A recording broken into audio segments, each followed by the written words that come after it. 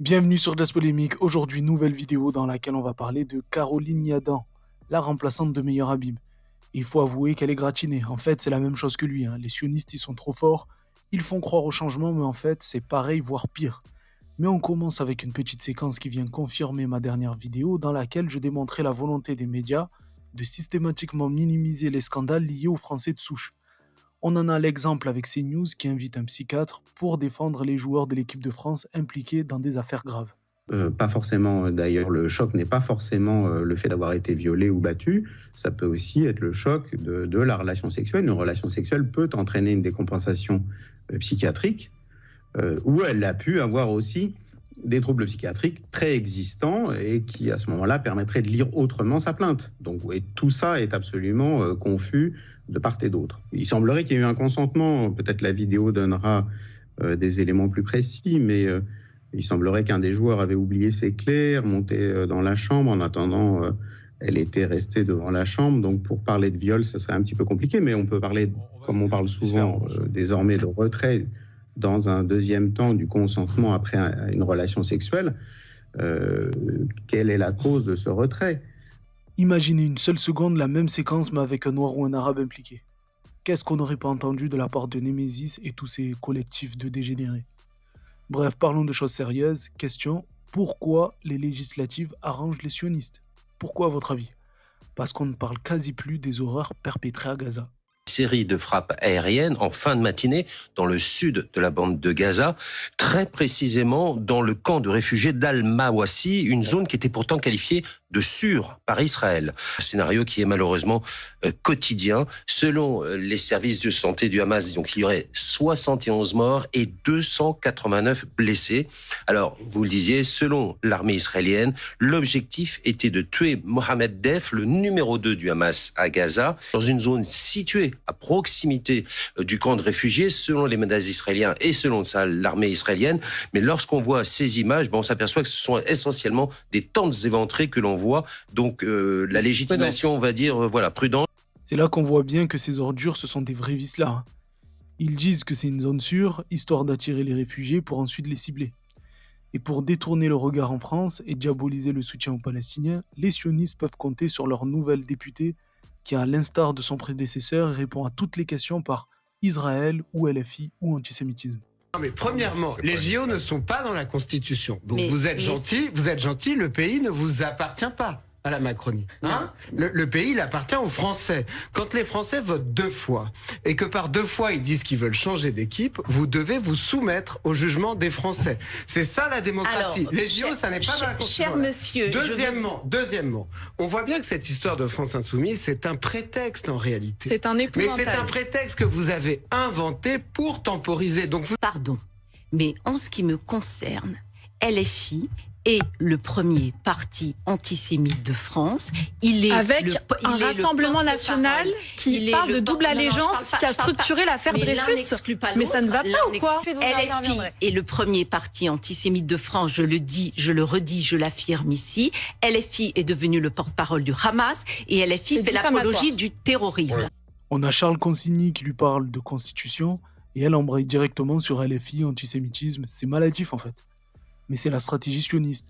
Et merci à Debooker News d'avoir publié ces petits clips sur X.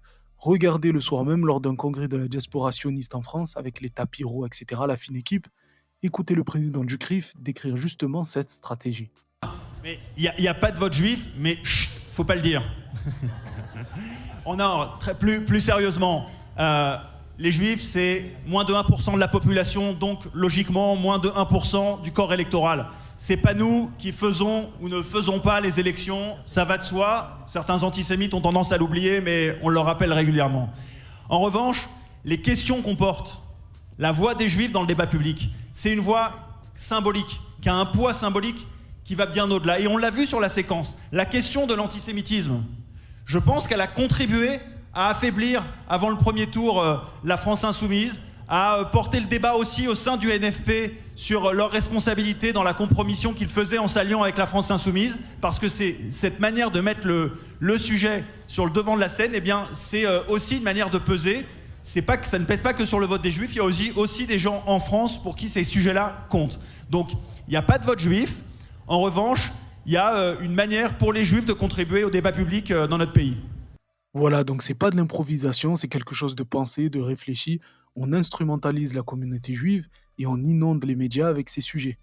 Et aujourd'hui, malgré les avertissements de pas mal de monde, y compris des Français de confession juive qui sont de plus en plus nombreux à le déplorer, les identitaires, par haine des étrangers et des Français d'origine étrangère, sont en train de vendre le pays aux sionistes, et on le verra par la suite.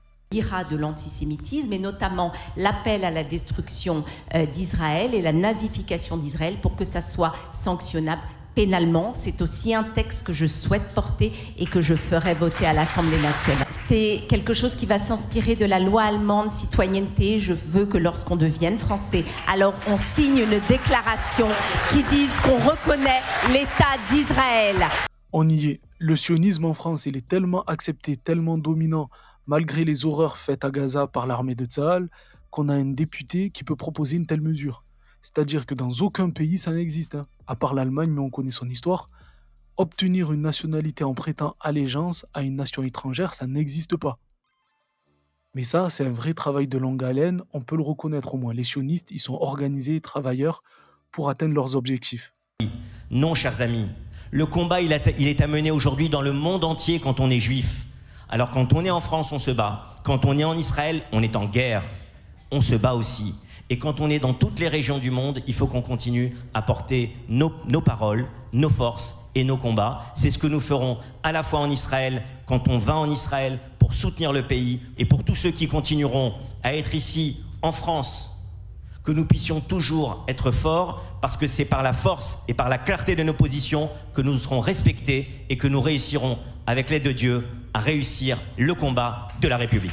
Il parle de combat en Israël et en France. Le combat en Israël, je vois à peu près ce qu'il veut dire, massacrer des femmes et des enfants. Mais en France, c'est quoi le combat ? C'est peut-être inventer de toutes pièces une histoire d'antisémitisme dans l'éducation nationale, par exemple. Un nouveau combat pour vous, ce qui s'est passé autour du lycée Yabné, un établissement confessionnel juif du 18e arrondissement de Paris. Aux oraux du bac, des élèves juifs auraient été peut-être notés plus sévèrement.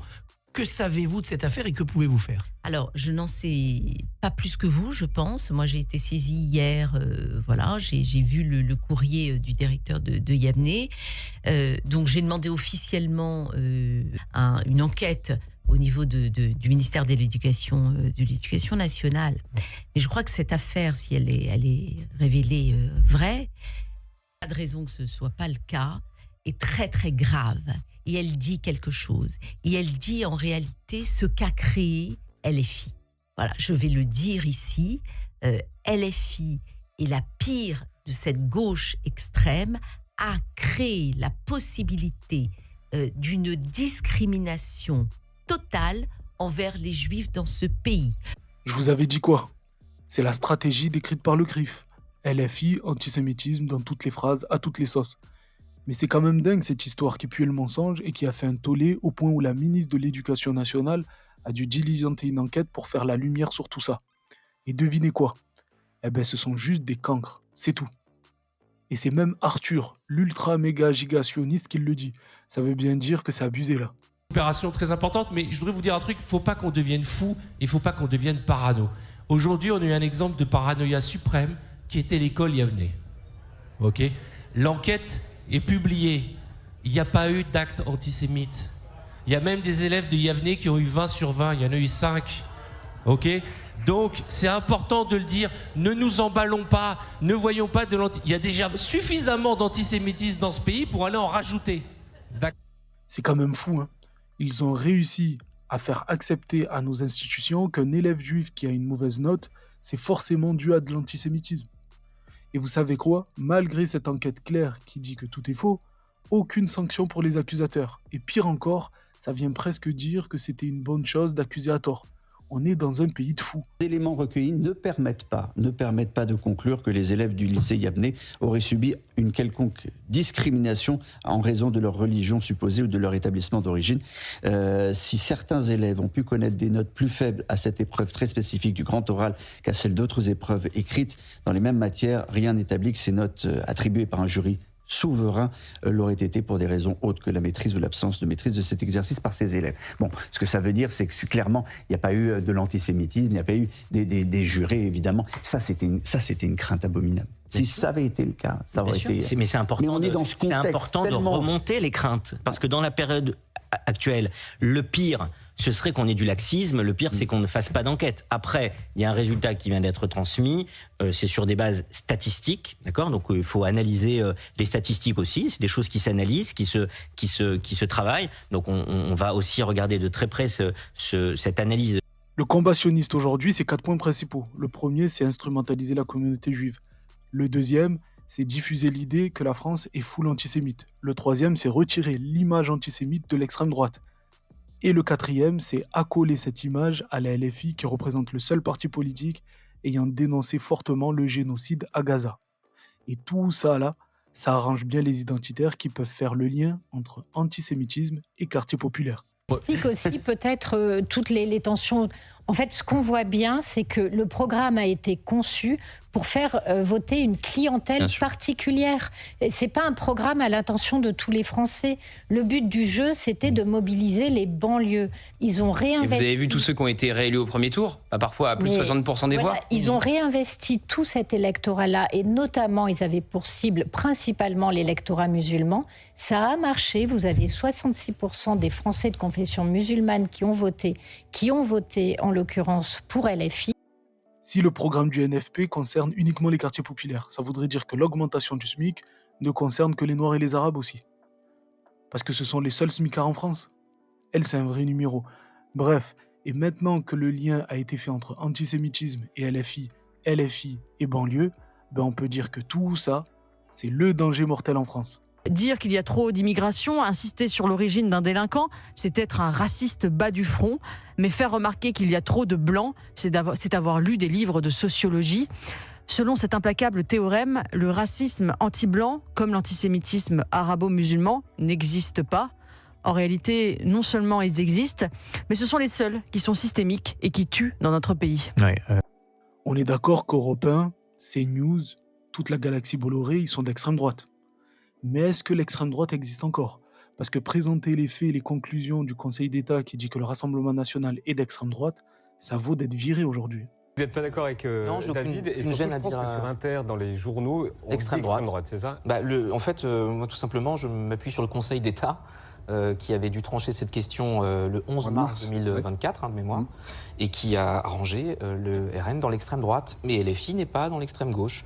C'est le Conseil d'État, donc juge administratif, qui le dit. Et puis ensuite, on peut creuser. Qu'est-ce qui rend cette droite extrême ?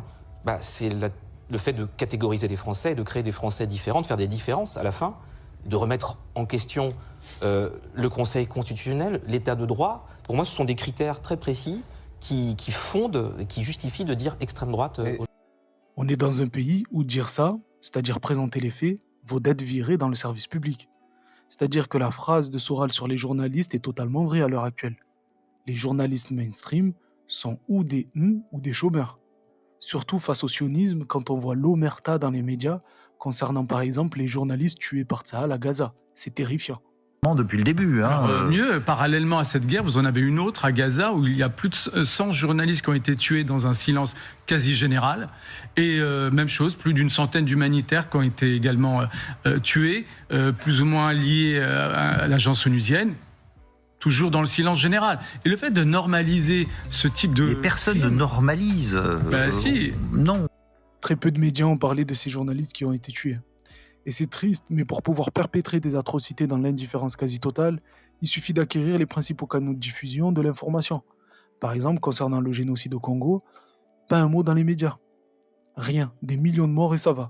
C'est du délire, on parle de millions de morts et ça passe crème. Et c'est pour ça que j'ai bien peur que concernant Gaza, les prochaines générations, on leur offre une version qui est totalement à l'inverse de la réalité. Pour prendre un exemple, depuis plusieurs années, dans les médias, on diffuse l'idée que la colonisation occidentale en Afrique a apporté plus de bienfaits qu'autre chose. Tu contrôles le canal, tu contrôles l'information. Parce que la réalité de la colonisation, c'était ça. Mains coupées du Congo, une horreur de la colonisation. Les mains coupées du Congo sont restées le symbole de la démesure de la violence exercée sous l'égide de Léopold II, roi des Belges, au Congo, dont il est propriétaire, pour exploiter les ressources naturelles du pays à son profit. Une femme, Alice Seeley Harris, missionnaire protestante britannique, vit au Congo depuis 1898. Un dimanche, son boy lui présente un homme, Nsala, qui lui montre, emballé dans une feuille de bananier, la main et le pied de sa petite fille. Elle a eu le réflexe de prendre une photo, première d'une série qui va faire le tour du monde. Sur cette photo, on voit Nsala, devant la main et le pied coupés de sa fille de 5 ans, punition pour ne pas avoir récolté assez de caoutchouc. En 1885, Léopold II, roi des Belges, obsédé par l'idée de posséder une colonie, se voit attribuer le Congo comme propriété personnelle et se prévaut d'une pseudo-mission civilisatrice et humanitaire. L'administration de l'État indépendant du Congo organise alors un système répressif, brutal et sauvage pour faire travailler les populations autochtones. Massacres de masse, tortures et châtiments corporels, asservissements, villages rasés, rien ne fut épargné aux indigènes qui cherchaient à se soustraire au travail forcé, ne récoltaient pas assez de caoutchouc ou ne rapportaient pas suffisamment de pointes d'ivoire. Voilà, il ne faut pas détourner le regard, c'est aussi ça l'histoire de la colonisation. Et aujourd'hui, on a toujours des massacres au Congo, toujours pour le pillage des ressources, mais cette fois la stratégie a changé, c'est au travers de son voisin rwandais. Bref, dites-moi ce que vous en pensez en commentaire, meilleur Habib, version féminine, etc. etc. N'hésitez pas à vous abonner, on est bientôt 13 000, mettez un pouce bleu et partagez. Moi je vous donne rendez-vous très vite avec une surprise, je l'espère. En attendant, prenez soin de vous, respirez, dans tous les cas on est ensemble, ciao.